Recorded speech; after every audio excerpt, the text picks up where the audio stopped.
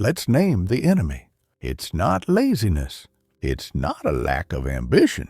And it is certainly not a personal failing. The enemy is hijacking your attention. Your most valuable, personal, and non-renewable resource is being hijacked hundreds of times a day. A notification steals a glance. An open tab beckons with a headline. A wandering thought spirals into a 20-minute daydream about a problem you can't solve right now.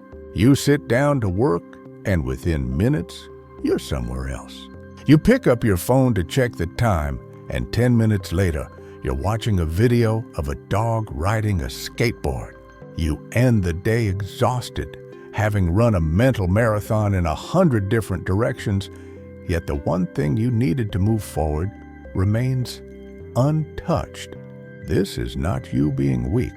This is you operating in an environment scientifically designed to exploit your biology. You are trying to light a candle in a hurricane and then blaming yourself when it blows out. The solution is not to try harder to shield the flame. The solution is to build a fortress, a focus fortress. This is not about meditation or willpower. This is about architecture, engineering, and training. We are going to treat your focus not as a fleeting mood, but as a physical skill, like a muscle, like a martial art. It can be weakened and it can be strengthened. It can be attacked and it can be defended. We are going to build your fortress layer by layer over the next 15 minutes. We start with the foundation. Layer 1, the outer wall. Environmental engineering. Your first line of defense is not in your mind. It is in your space. You cannot focus in a space that screams for your attention in a dozen different ways. The brain is a prediction engine. It is constantly scanning its environment, asking, what demands my energy next? If your desk is clutter, your brain sees tasks. If your phone is face up, your brain sees social obligation. If 5 browser tabs are open, your brain sees 5 unfinished conversations. You must design a space that answers that question with silence. That says nothing, just this. This is environmental engineering. It is the deliberate, ruthless removal of choice. Tonight, you will perform a surgical strike. You will go to your primary workspace. You will remove 3 things. First, remove every physical item that is not essential for your single most important task tomorrow. The stray coffee mugs, the unpaid bills, the knickknacks, put them in a drawer, in another room, out of sight. Second, your phone. You will not just turn it over. You will put it in another room. If that feels impossible, you will put it in a timed locker box. The goal is to make accessing it a physical, deliberate act, not a reflexive grab. Third, your digital space. You will install a website blocker, not as a suggestion, as a law. You will program it for the first 2 hours of your workday. Social media, news sites, even your email, blocked. You are not resisting temptation. You are removing it from your reality.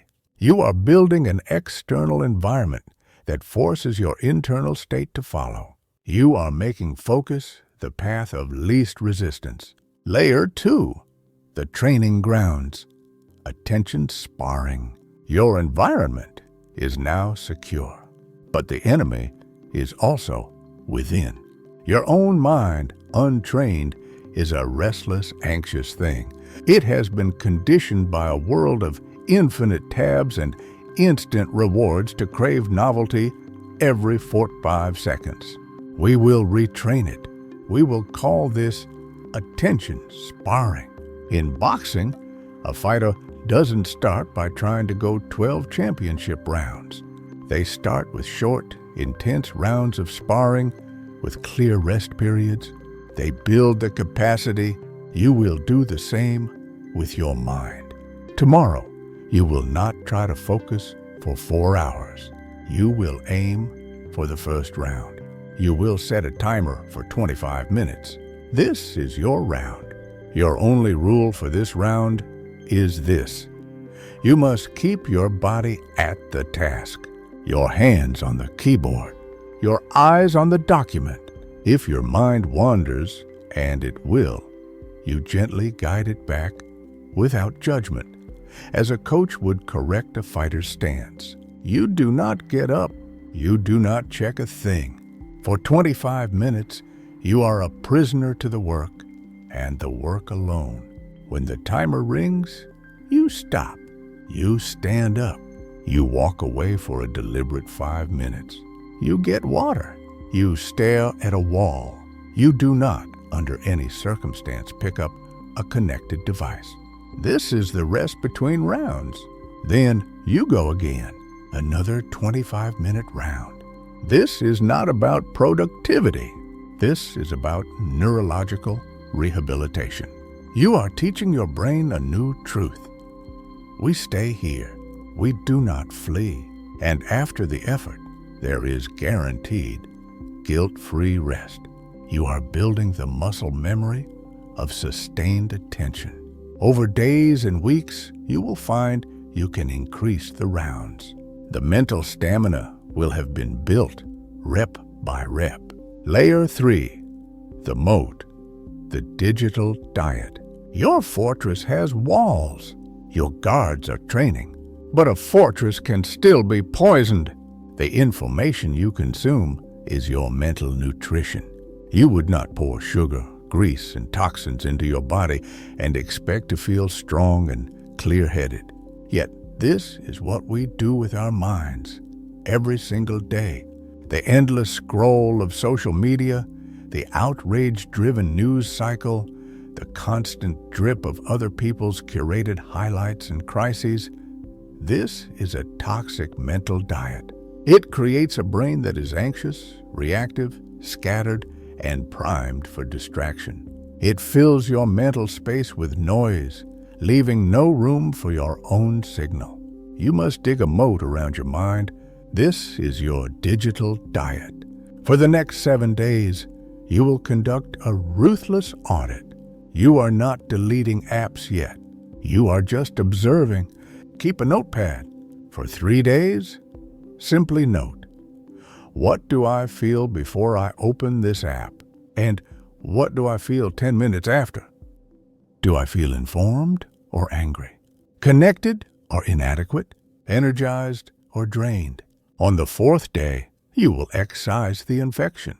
Delete one app from your phone that consistently makes you feel worse, not limit. Delete for the others. You will impose strategic famine. You will move them off your home screen into a folder titled Time. You will turn off every single notification, not just sounds, but badges. You will schedule 2 10-minute consumption windows per day to check them deliberately. You are not a passive consumer on a drip feed. You are a hunter, gathering specific information on your own terms. You will replace this consumption with deliberate cultivation. For every 10 minutes of scrolling you remove, you will add 5 minutes of consuming something that stretches you, that calms you, that builds a deeper part of you. A long-form article, a chapter of a physical book, a piece of music without lyrics. You are not just removing poison, you are introducing antidote. The fortress complete, the unshakable mind. When you combine these 3 layers, something profound shifts. Your environment eliminates the external hijackers. Your training strengthens your mind against the internal ones. Your diet removes the poison that weakens your defenses from within. You are no longer a victim of your own attention. You are its architect. You will walk into your engineered space. You will see a single task. You will set your timer and you will enter a round of deep work not as a struggle, but as a practice discipline. The distracting thoughts will come, but they will meet a trained mind that knows how to gently return to center. The urge to just check will arise, but it will face the friction of a physical barrier you have built. At the end of your focus session, you will feel a different kind of tired, not the fragmented exhaustion of a hijacked day, but the clean, satisfied fatigue of a mind that has been fully used. You will have depth in a world that rewards shallowness. You will have clarity in a marketplace of confusion. This fortress does not make you a recluse. It makes you a sovereign. It allows you to engage with the chaotic world from a place of unshakable calm and chosen priority. You can turn the notifications back on later because you know you have a place of total focus to return to. You can browse the digital world later because you are no longer addicted to its drip feed. You have built a mind that cannot be hijacked. Now, go and build your first wall. Tonight, perform the surgical strike on your workspace. Set up the blocker. Place the phone in the other room. Tomorrow, you will spar for just one round. 25 minutes. That is the beginning of your sovereignty. That is the first stone in your fortress. If this blueprint, this architecture for an unshakable mind, has shifted something for you today, if it has given you a lens to see the hidden design of your distractions, then this is only the beginning. This is what we do here. We don't trade in vague inspiration. We deconstruct the invisible walls holding you back, and we provide the tools to build something stronger in their place. We turn forced wisdom into lived action.